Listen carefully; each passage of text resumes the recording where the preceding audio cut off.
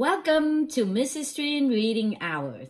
I'm glad you're here with me. So let's start with Fudge-a-Mania by Judy Blume, Chapter 5, Uncle Feather's Adventure. Beep!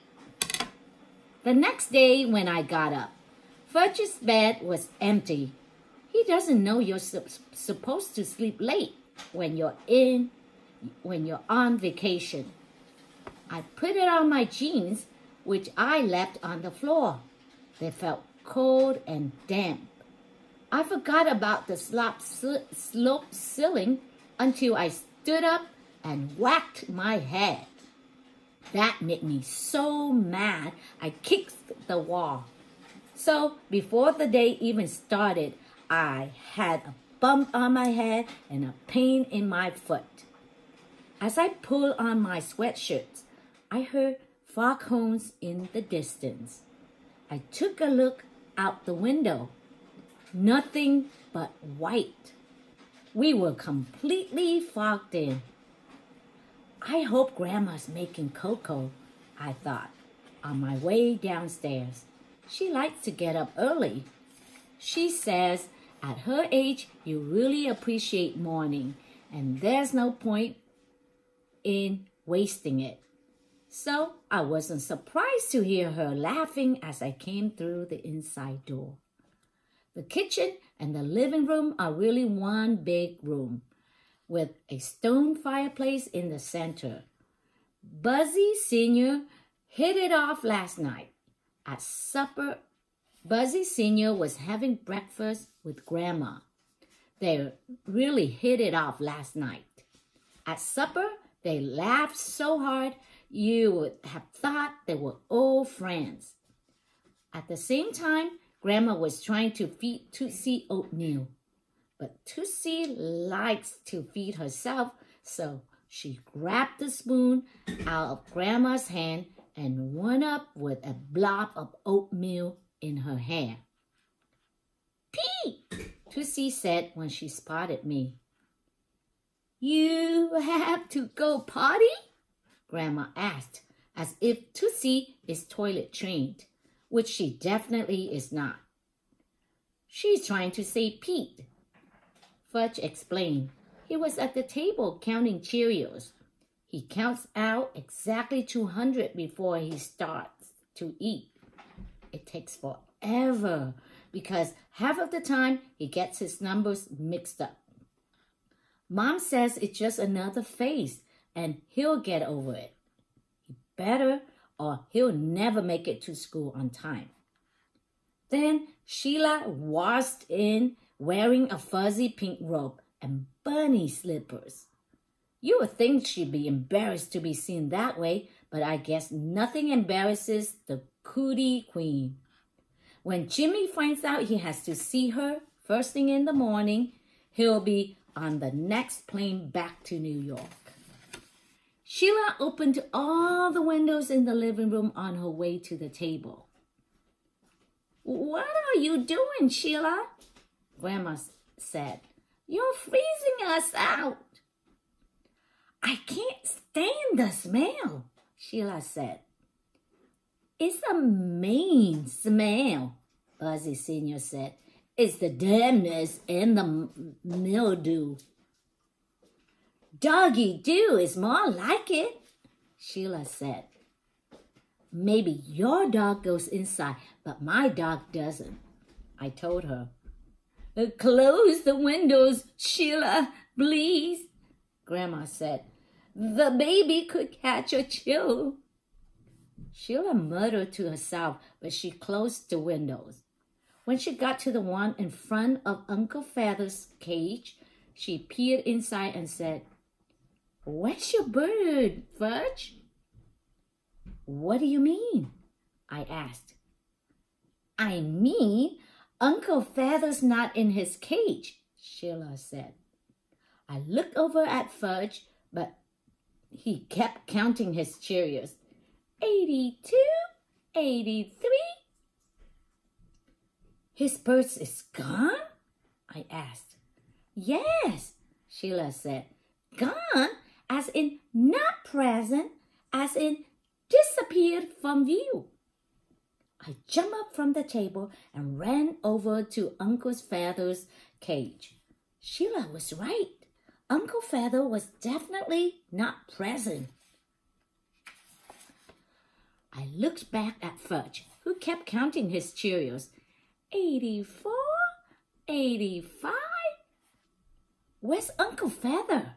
I asked him. Someplace nice, he said. 86. What does that mean? I asked. I'm trying to count. I'm waiting for an answer, I told him. So was everyone else. Finally, Fudge looked up from his Cheerios. He was bored. He wanted to come out of his cage. You let him out of his cage? I couldn't believe this. Just a little while. He started counting again. 52, 53. Go get him, I said. First, I'll have my cereal. Oh, no, you won't, I told him. First, you will get your bird. Grandma, Fudge said in his best little boy voice, but Grandma didn't fall for it. Go and get your bird, Fudge. Your cereals will wait. Buzzy Sr. and Grandma exchanged a long look as Fudge ran out of the room and headed up the stairs, go to the Tubman's side of the house. Then they laughed. But I didn't see anything funny. I sat down and buttered a piece of toast. In a couple of minutes, Fudge was back. He's not there. Not where? I asked. Not where I left him. Where did you leave him? I can't tell, but he's not there anymore, and the window's open. I looked over at Sheila. Well, how was I supposed to know his bird wasn't in his cage? She said. You opened the windows everywhere, I asked. You opened the windows everywhere? I asked. Well, yes, because of the smell. I shoved my chair back from the table. Let's not panic, Sheila said, sounding exactly like my father. Let's think this through in a logical way. I have thought it through, I told her. I grabbed my rain jacket from the hook near the front door. Come on, I called to Fudge. Search and rescue, Buzzy Sr. said. That's the spirit. He raised his coffee mug to toast us. I helped Fudge into his new yellow slicker. It's so long it hangs down onto the ground, making him look like a little old man with no feet. I stuck the matching hat on his head. Be careful, boys, Grandma called. It's very foggy out there. Wait, Sheila said. I'll get dressed and come with you. Forget it, I told her. You're making a big mistake, she said, because I'm the one who noticed the empty cage. Yeah, and you're the one who opened all the windows. I pushed Fudge out the door and let it slam behind me. Outside, the fog was so thick you couldn't even see the cars parked in our driveways. It was like standing inside a big white cloud. Where do birds go when it's foggy? Fudge asked. If they're smart, they stay at home. We walked along a path through the woods, calling to Uncle Feathers. Where are you? We used all his favorite expressions, but he didn't answer. There was no sound except for the foghorn in the distance. Uncle Feather's just playing a game, right? Fudge asked. Let's hope. The path led us down to the water. There were a couple of houses overlooking the harbor, but it was too foggy to see any of the boats. We'll start here, I told Fudge, stopping in front of an old white house with black shutters. We climbed the steps to the front porch. "I'll talk," Fudge said. "He's my bird." "Okay, but don't waste a lot of time." I rang the bell. A woman about Grandma's age came to the door. "Have you seen Uncle Feather?" Fudge asked, getting right to the point. "Uncle who?" she said. "Uncle Feather," Fudge repeated. "Why, no, at least I don't think so. But come in out of that fog and tell me all about him." We followed her to the kitchen. "You can call me Mrs. A," she told us. "My husband and I lived here all year round. Where are you boys staying?" "Through the woods," Fudge said. "We have a swing." "Oh, yes, I noticed the whole gang at that house. There's Mommy and Daddy and Tootsie and Grandma," Fudge said, ticking off names on his fingers, "and Buzzy Sr., Sheila, Libby, Mr. and Mrs. Tubman, and Turtle, Jake, Uncle Feather, and me and my brother Pete. This is Pete," he said, pointing at me. "He's not supposed to talk." Mrs. A looked at me. "That sore throat is going around," she said. "I had it myself last week. What you need is some hot cocoa, hot tea with lemon and honey." Before I had a chance to explain that my throat wasn't sore, Fudge made himself comfortable at the kitchen table. "Something smells good," he said. Mrs. A set out a plate of cinnamon buns. "Fresh from the oven," she told him. "And I'll bet you could use a nice hot cup of cocoa, too." "I could," Fudge said. "I didn't have any breakfast." "Why, that's terrible," Mrs. A said. "On a morning like this, you need a big, hot breakfast." I tugged at the sleeve of Fudge's slickers, reminding him that we didn't have time to waste if we were going to find Uncle Feather. But he ignored me. Mrs. A poured Fudge a cup of cocoa. Then she poured me a cup of tea. She stirred in a spoon of honey and squeezed a juice from a lemon wedge. "That should fix your sore throat," she said. I didn't tell her that when I'm sick, I like most herb tea, or that Fudge's cocoa smells so good I could feel my mouth watering. There are times when it's better not to say anything. Mrs. A joined us at the table. She helped herself to a cinnamon bun. "I can't resist them," she explained with a guilty look on her face. "This is a good cocoa," Fudge said, slurping it with a spoon. "Thank you," Mrs. A said. "Mrs. says my cocoa's the best." "Who's Mitzi?" Fudge asked. "My granddaughter. She's 5. "I'm 5 too," Fudge said. "Well, you have to come by and meet her.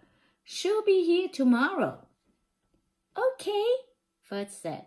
"I'm getting married soon, but I can still have friends, right?" "That's right," Mrs. A said. "Everybody needs friends." She didn't ask Fudge about getting married. Instead, she watched, fascinated, as he unwound his cinnamon bun and picked out all the raisins.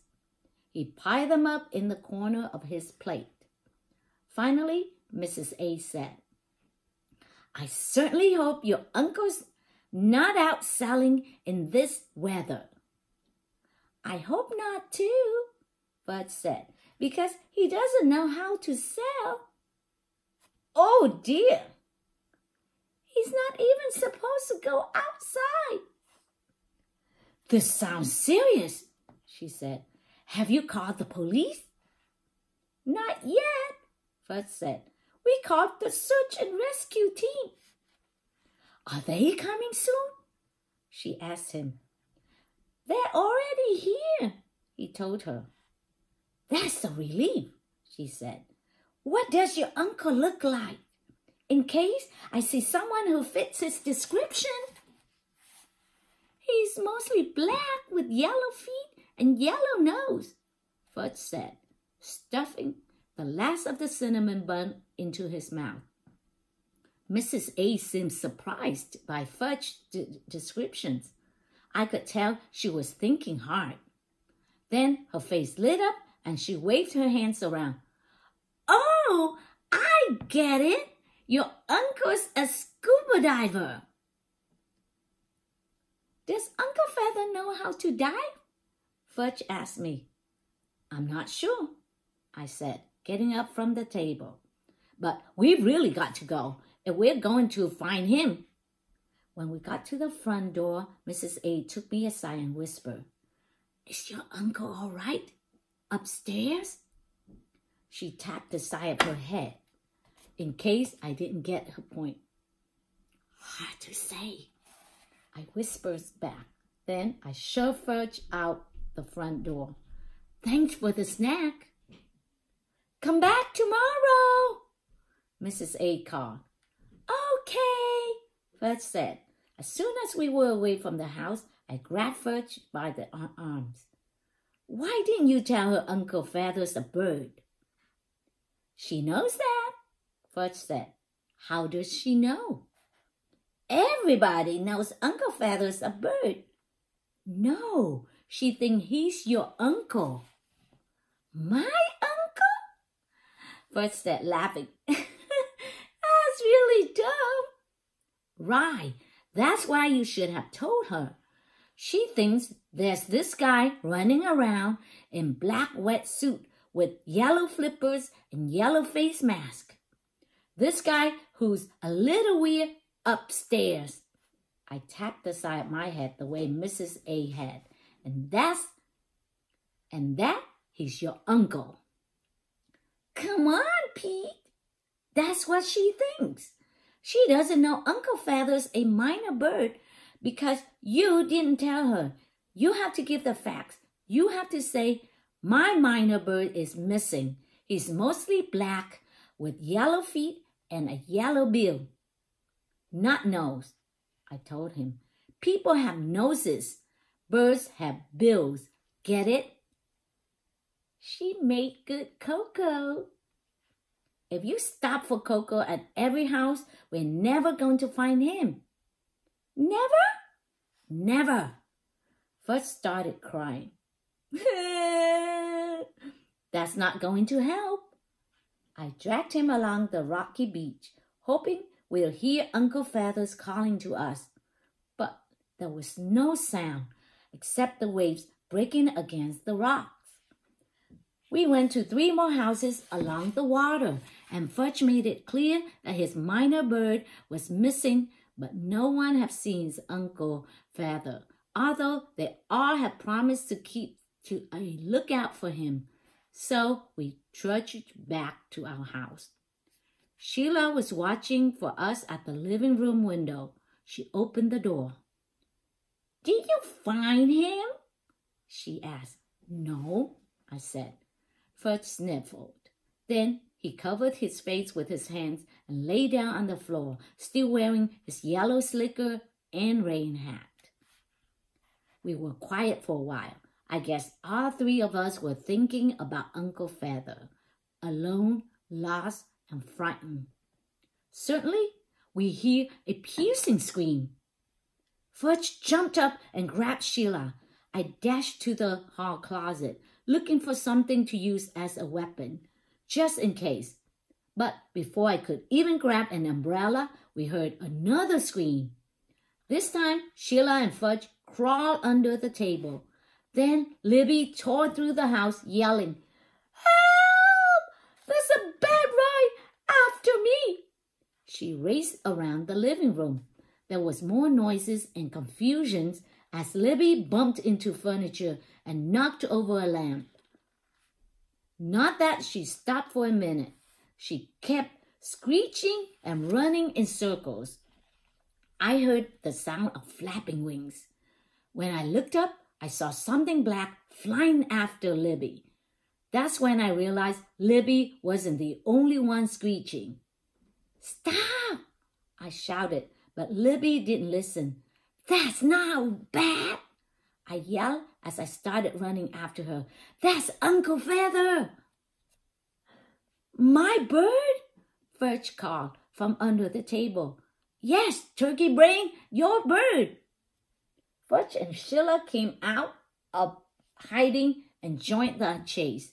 It didn't take long before everyone else in the house came to see what was happening. Tootsie, who's a good screecher herself, joined right in. She screeched as loud as she could, which got Uncle Feather going again. "You four are going to have to play more quietly," Mrs. Tubman said. "We're not playing," Libby screamed. Tootsie kept it up. "Everybody freeze!" Dad shouted. "Just freeze right where you are." Libby froze. I crashed into her. Fudge crashed into me. Sheila crashed into Fudge. Uncle Feather flew across the room. He perched on top of his cage and looked over at us. "Dom! Dom! Dom!" he called. Then he hopped into his cage and Buzzy Sr. closed the door. We untangled ourselves. Sheila looked at me. "Oh, all's well that ends well. Right, Peter?" "Yeah, Pete," Fudge said. "All's well that ends well." Then he turned 2 somersaults and landed in my lap. The end of chapter 5. And I'll see you tomorrow for chapter 6. Beep!